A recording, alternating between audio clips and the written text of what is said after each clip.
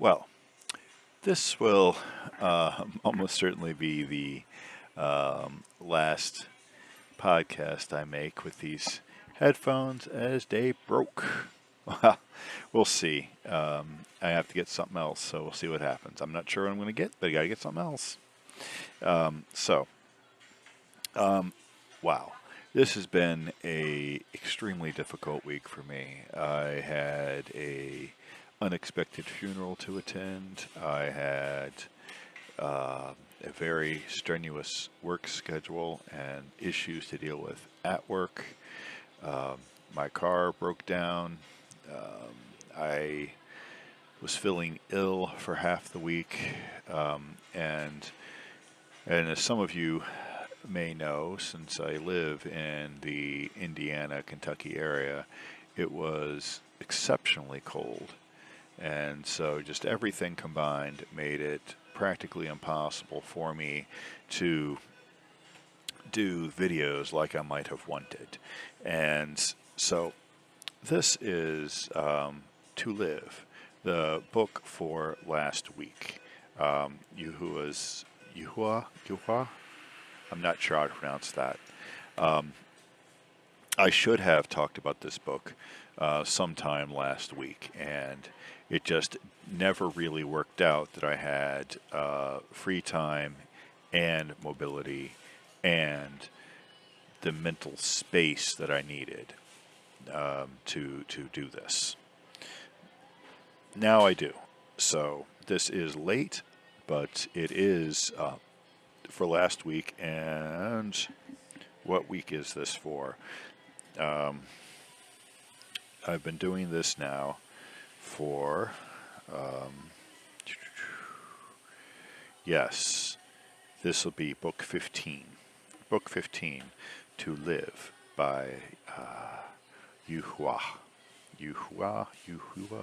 I'm not sure. Okay, so what this book is about is it is about China from, I don't know, the 1920s, maybe, late 20s, through to about, let's see, when was this written? Through to about the 80s, I believe. And this was published in China in 1993. So, and is kind of sort of set a little bit prior to that time. So what it's about, okay, is a guy is going around collecting folk songs as part of his job. And, so he's talking to, the older people who are working in the fields and whatnot. And he comes across this guy. And who is this guy? This guy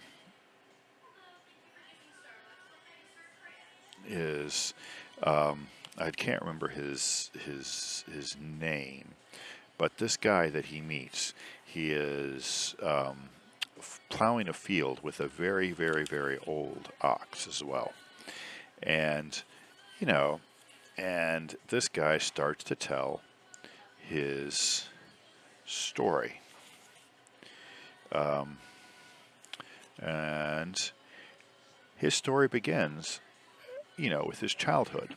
And he grew up poor. Excuse me. He did not grow up poor. That's exactly wrong. He grew up rich. He grew up privileged.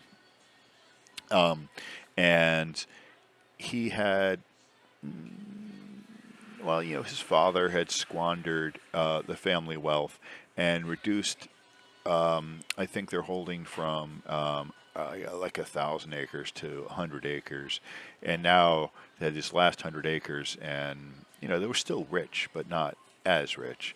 And so the main character, as a young man, he spent too much time going to town, and gambling. That was his big addiction, gambling. And he gambled away his entire wealth. And so he and his family wound up completely penniless.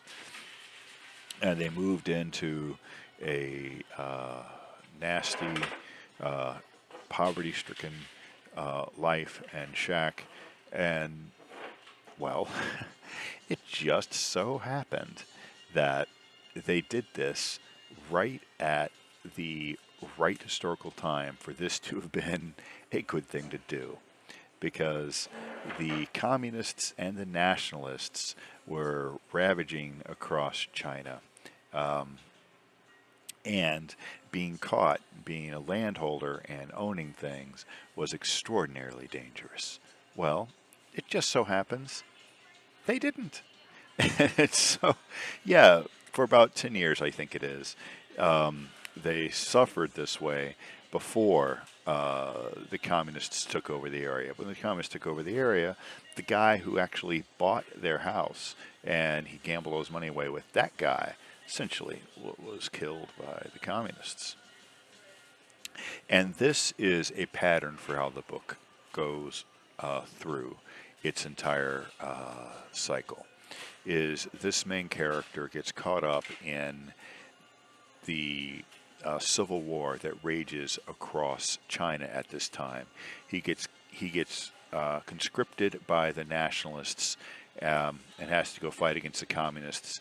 But then the communists win, and he is captured by the communists, and he has to um, be with them for a while. And he goes back to his farm, and the entire time is this concept of to live, doing what is necessary to live. And he goes through the deprivations of the various things that Mao and the Red communists do in China. And this is not, I mean, this is unpleasant times. Poverty, um, his son dies, and the way his son dies is pretty awful. His son runs this race and wins this race, and he's all proud and victorious, right? Well, at the same time this happens, the leader of the area's wife is losing blood, and nobody matches her blood type except this kid. And they take all his blood, and he dies from lack of blood after winning this race. So he goes from having this very heroic, wonderful time to death. And that sours the main character, of course, and his wife gets a bone disease where she basically can't do any work, and so they're poor, and they stumble on into one poverty thing after another, after another, after another, and his daughter loses the ability to speak, and then she also dies in this time in childbirth, and then his wife and he have their grandson, and the grandson dies, and then the mother finally can't. The mother can't take it, and she dies, and then he's all alone by himself for the last 10 years, and the whole point is that through all of these things that China goes through, all these things, is this guy lives, and just by telling this guy's story, it tells the story of the people, of the hardships. Now this is where what ideology are we talking about here? What's going on here? Is this a left wing book? Is this a right wing book? Are we condemning communism? Are we condemning capitalism and nationalism? What's going on here? Are we saying these deprivations are worth it for the good of the country? What's going on? Well, I don't think that there is a straightforward, easy answer to that in this novel. I think that is extraordinarily complicated. Certainly, the actual policies that were followed by the Chinese government are not supported here because they just lead to endless hardship. I mean, at one point, for instance, they are tasked with making steel.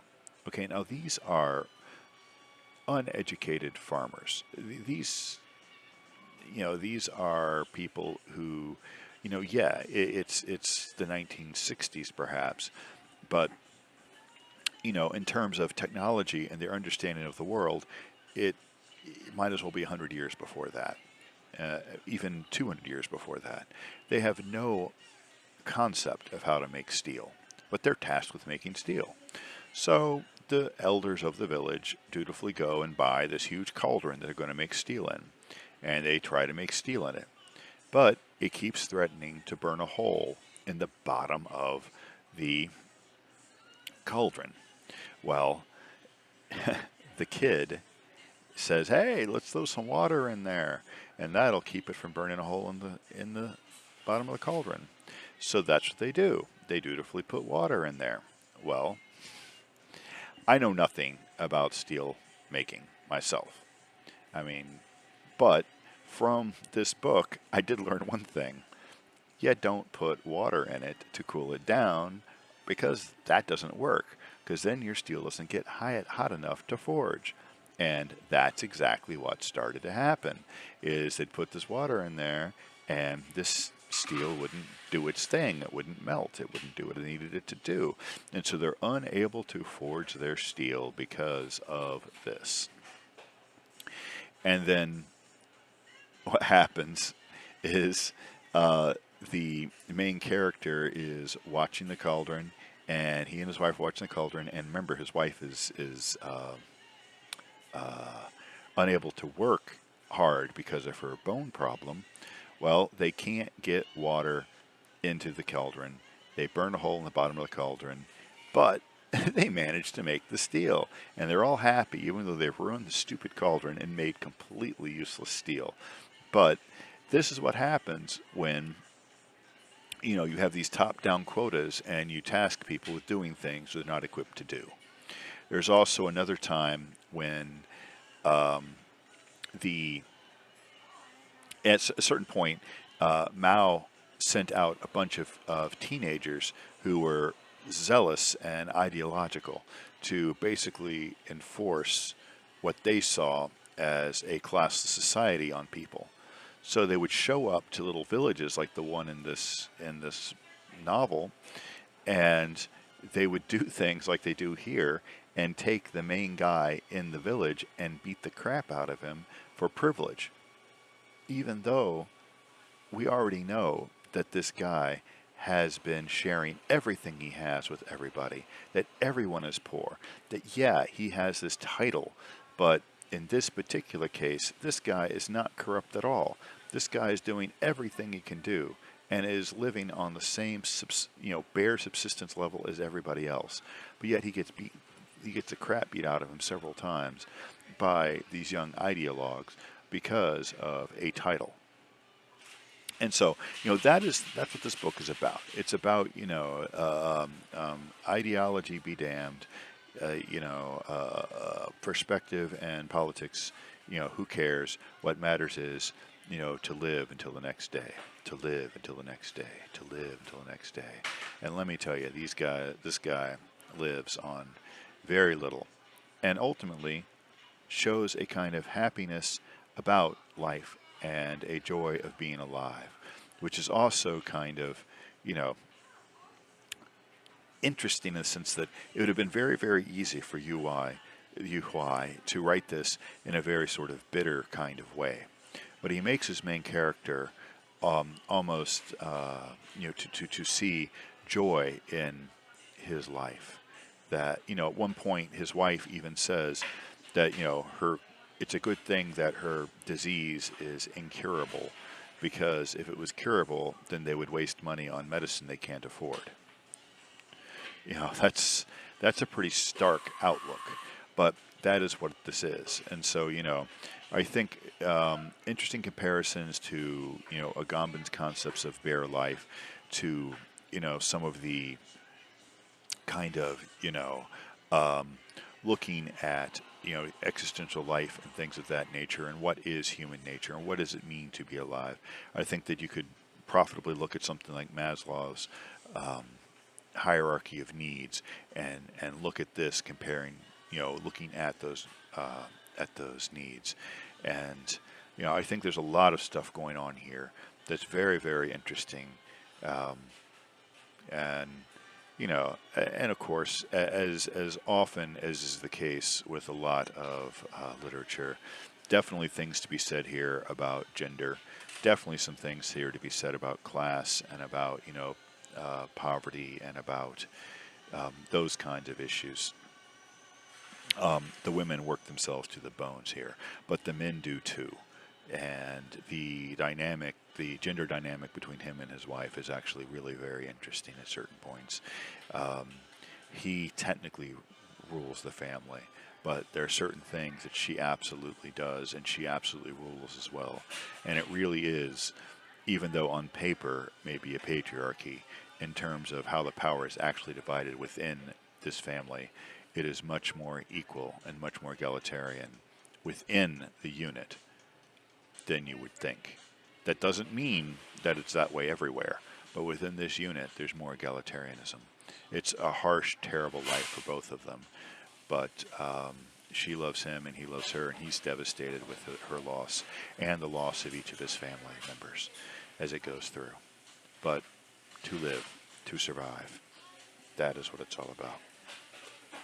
All right, so next time, probably just a couple days from now, we'll look at, this book, Harry Cruz, The Knockout Artist. That'll be the one for this week, and hopefully I'll do that tomorrow or so when I get a new pair of headphones or something. I just found out these were broken. Won't be using them again. All right, have a good one.